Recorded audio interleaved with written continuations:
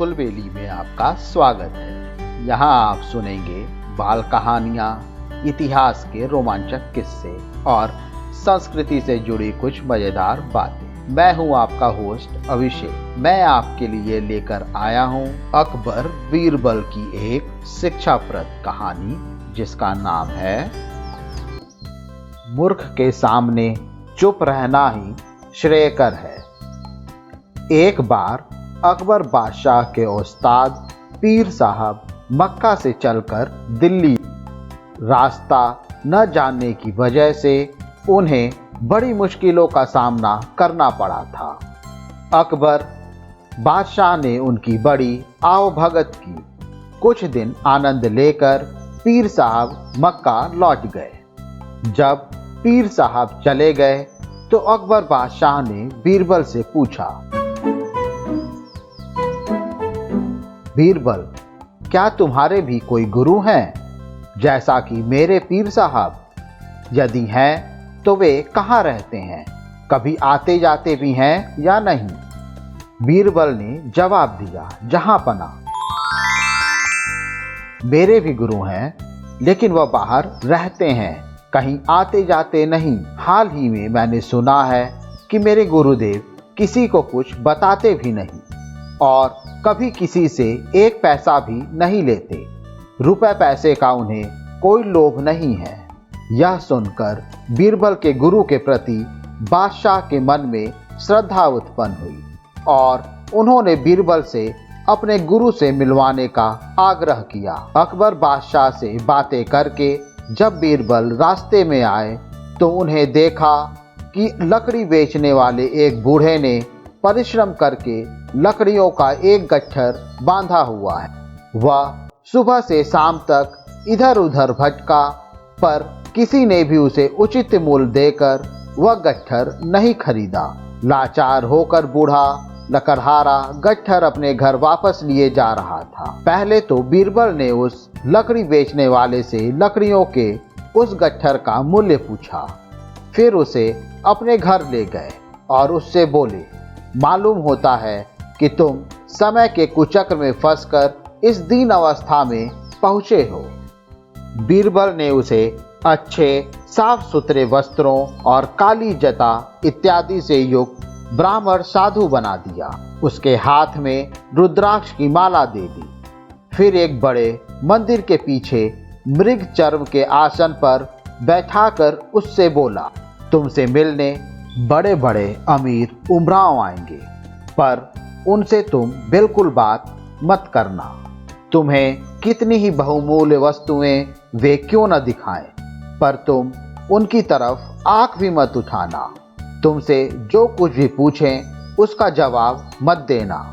बस अपने ध्यान में रहना और सिर्फ माला फेरते रहना। ध्यान रहे, यदि इसके अलावा तुमने कोई भी हरकत की तो तुम्हारी खैर नहीं, क्योंकि मैं तुम्हारी हरकतों को देखता रहूंगा। बूढ़े लकड़हारे ने बीरबल की बातों को स्वीकार कर लिया।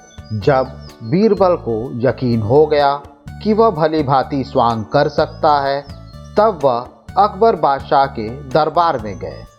दरबार में उस समय सभी दरबारी उपस्थित थे।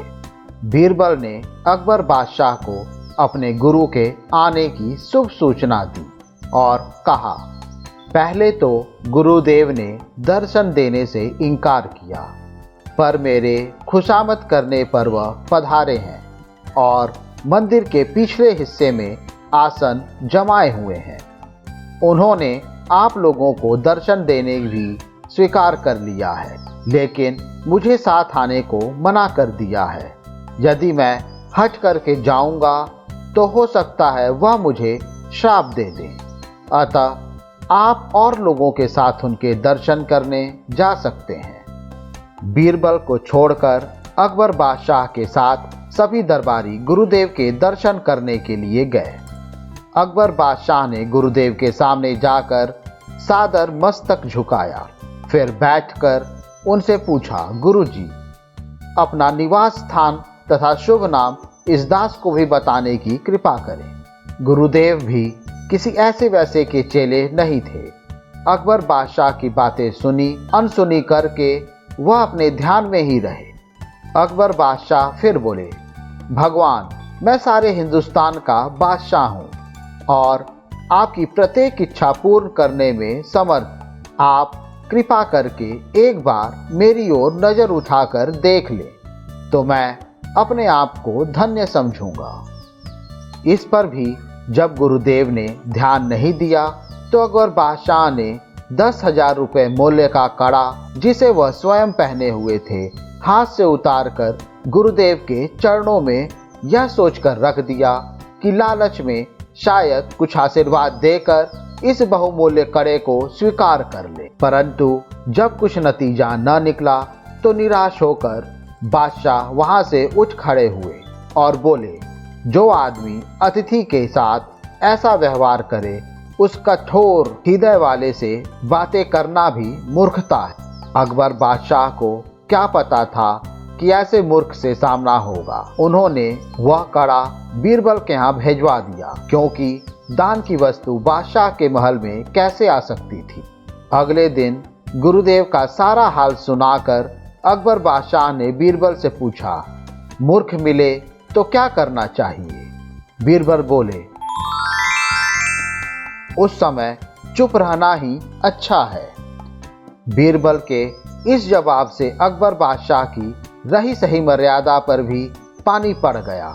उनका विचार था कि ऐसी बातें कहकर वह बीरबल के गुरु को मूर्ख साबित करेंगे, पर उल्टे खुद मूर्ख बन गए। अकबर बादशाह को चुप देखकर बीरबल बोले, जब मैंने पहले ही उनका स्वभाव आपको बता दिया था कि उन्हें रुपए पैसे का लालच नहीं है, कभी किसी के दरवाजे पर वह नहीं जाते और मेरे कहने पर बड़ी मुश्किल से वह मिलने को राजी हुए थे, फिर आपने उन्हें लालच क्यों दिया?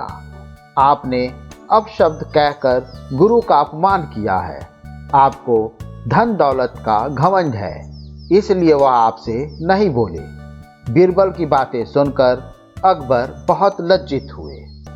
मुझे उम्मीद है आपको ये कहानी पसंद आई होगी। ऐसी ही और कहानी सुनने के लिए हमारे चैनल को लाइक और सब्सक्राइब करें।